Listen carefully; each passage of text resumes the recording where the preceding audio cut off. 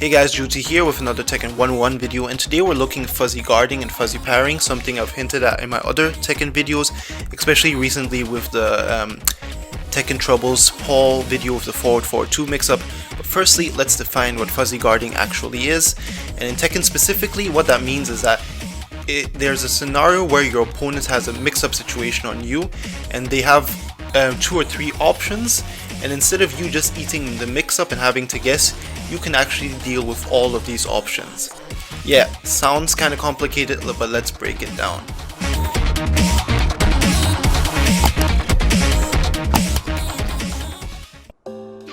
So let's look at a typical mix-up scenario, being the Mishima crouch dash mix-up scenario, with the electric being the high, the hell sweep being the low, and the axe kick being the mid. It's a simplified scenario, but you can actually use fuzzy guarding to deal with all 3 of these options. Yes, you heard that right, you don't have to actually guess. The thing here is that the axe kick comes out slower than the rest, because you can't actually react to the electric. But tell you what, if you start off with a low guard, with a crouch guard, you will go automatically underneath the high, still block the hell sweep, and because the axe kick comes out a bit later, you have enough time to realign yourself and block that as well. So let me just show how this is done with a pad. A lot of other guides like to gloss over this, that's why I want to explain it. It's the same principle in our arcade stick, so don't worry. The thing is that if you are a beginner, you have the tendency to block by doing back inputs, and then if you want to go from standing block to crouching block, you let go of the back input, and then you go into down back, and you can actually just slide your thumb across. You don't actually have to let go of the input, because like this you're much quicker. You do stuff much quicker. So it's actually same thing as if you were doing a quarter circle motion, and you can also use this to low parry as well. That's where the fuzzy parrying comes in. So make sure you're not letting go of the inputs, but sliding your thumb across, or in the case of the arcade stick, sliding the arcade stick across. So of course you can use the practice mode options to display your inputs, so that's what I've done here. The thing which we're going to look at now are some simplified scenarios, one being Steve. And so you guys know this string with the mid ender and of course with the low ender. And once again, the key thing here is that the low comes out a bit slower than the mid. You can't react to the mid, but tell you what, you can just press slightly delayed after you'd expect to hit the mid. You can press down back and you will always cover both options. Yes, you heard that right, you'll cover both options.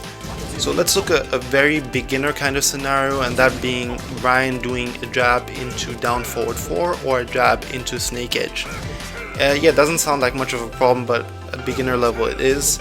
It's quite reactable, so the trick here is that you really only press it down back at the very last possible moment, because the snake edge comes out very slowly. A better Brian will actually use this scenario, which being a jab into back 1 or a jab into axe kick. Yeah.